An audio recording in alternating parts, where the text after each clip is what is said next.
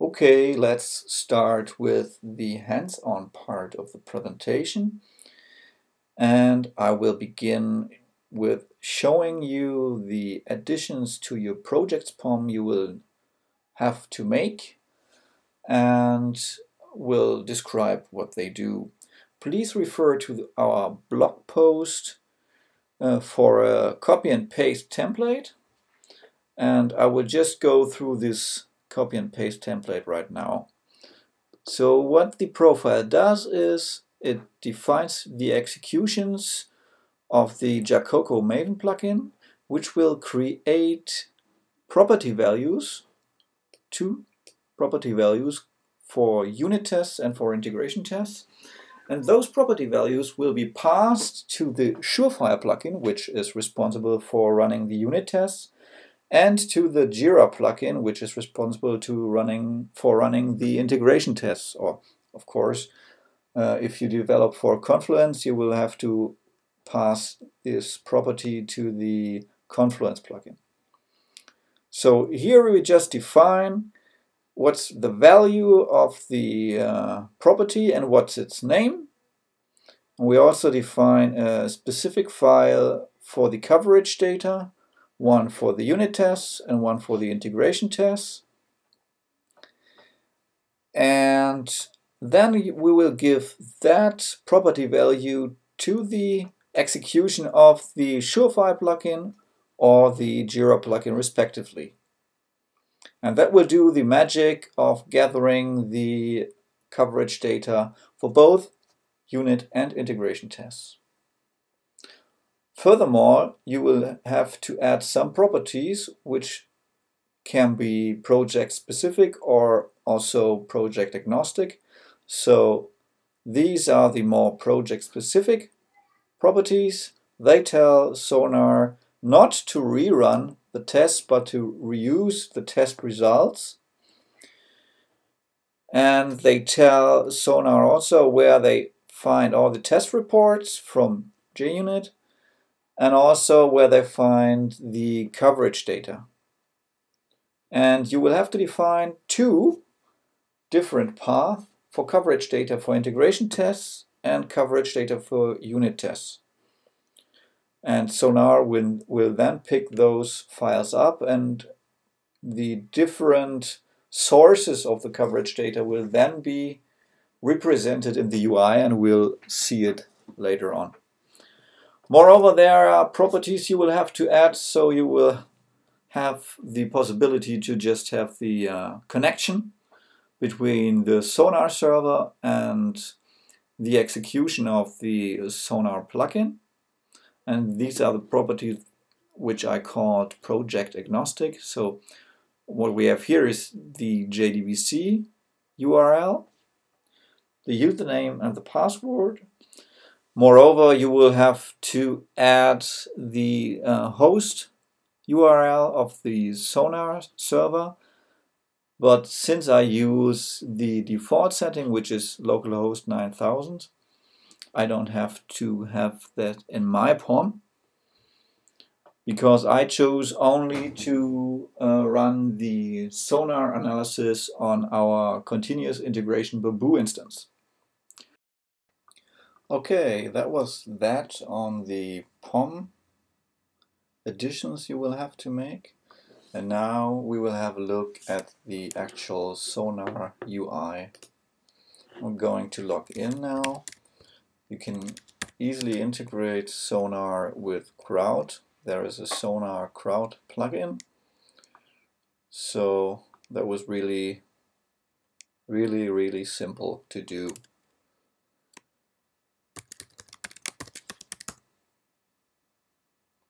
This is your start screen, the so-called dashboard. It shows you a list of the projects that are under analysis in this Sonar instance, and also some kind of graphical representation, which is composed of the number of lines of codes and the rules compliance. So here we see that this is the biggest project in terms of lines of code, but all projects are kind of rule compliant.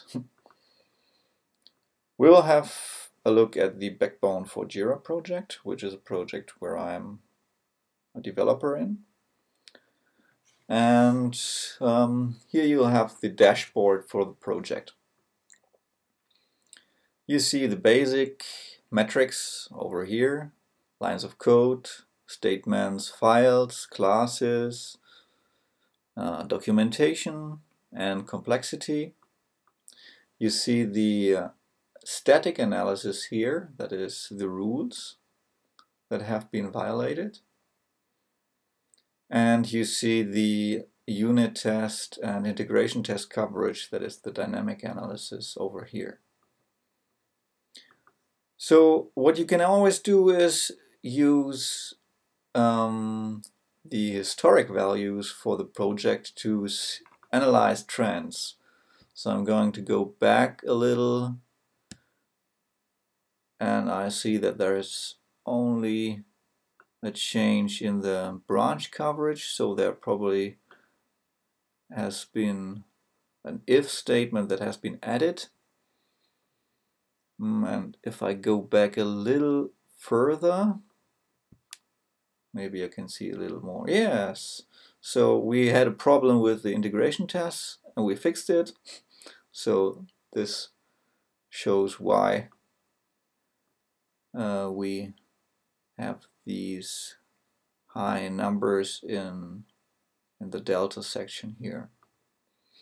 Okay, you can always go from top to bottom, so you can drill down. You can say, okay, I want to know what my critical rule violations are, and we'll show you the classes, and you can go right to the class here, or the other way around. You can always use the search, and you say, okay, I have this class and I'm a little suspicious of it. Maybe it's doing some stuff, I don't know if it's done right. Maybe it was written by another developer who just started in this project. So you can just type in the class name over here and jump right to the class. And we've done it. When you've done that, you can again use all the measures that we've seen on the project dashboard only for this single class. So you have the coverage, which is separated by unit tests and integration tests. And you can show in the code which lines are not covered at all. So I see this clear method is never called, but which is probably more a problem. This is a really lengthy method and it's never called. So this is probably a candidate for a unit test or maybe an integration test.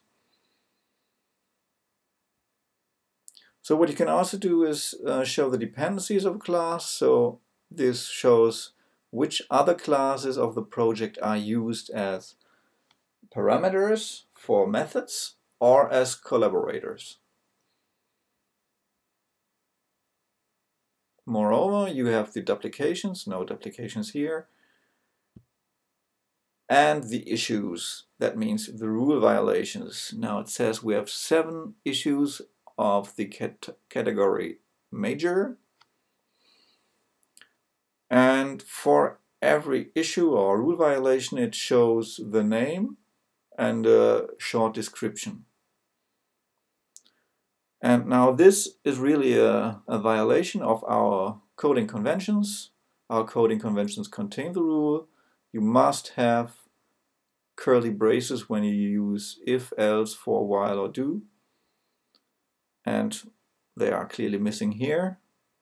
And the other violation is also you should only have statements on, you should only have one statement on one line.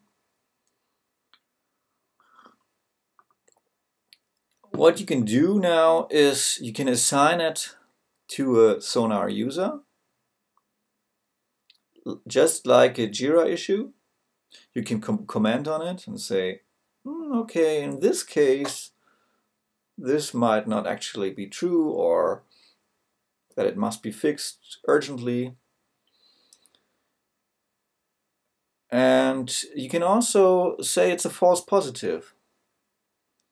That is, although the rule was violated, it is not actually a rule violation in the true sense of the word. And if you do that, it will just disappear from here.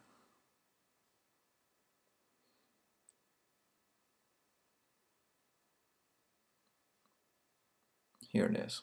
It's flagged as false positive. And this will not be counted again if you do the next analysis as an issue. So if you have such false positives, you don't have to clutter your code with annotations for your analysis tool, but you can just flag them here in the analysis tool and the code will not be changed. Now, if you're looking for all the false positives of a project, you can go to the issues and find them here. So if you ever think, okay, that was actually not a false positive, you can go back and reopen it. So now it's in violation again. Okay, what else can you do? We've seen the different categories like dynamic analysis, static analysis, and metrics. You can also add more gadgets to this dashboard after you've added plugins that supply those gadgets. As I already told you, you can compare with historic values, and you can drill down, as I already also showed you. Now there's one further nice thing.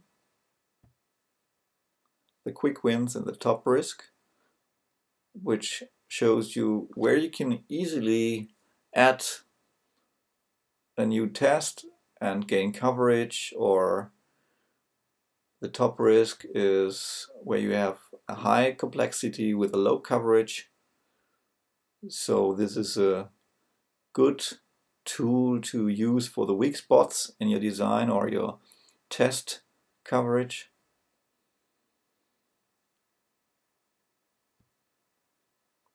And in the time machine, you can see how some of the metrics and measurements have evolved over time.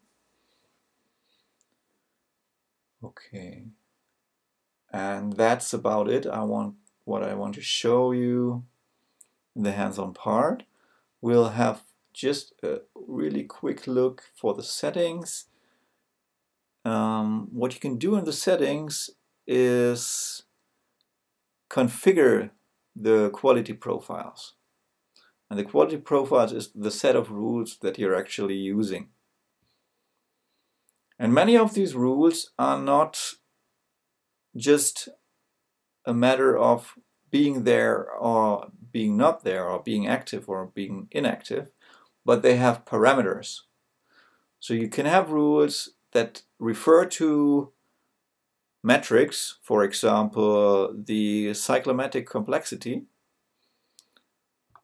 or the number of lines within a method.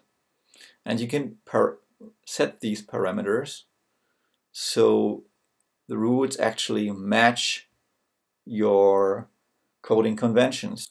Okay, now that was that. So that was a quick overview of the Sonar UI. I think it's pretty easy to start with it. And you can always add more stuff and find new gadgets. And most important, you can find flaws in your design and stay ahead of your bugs. Thank you very much.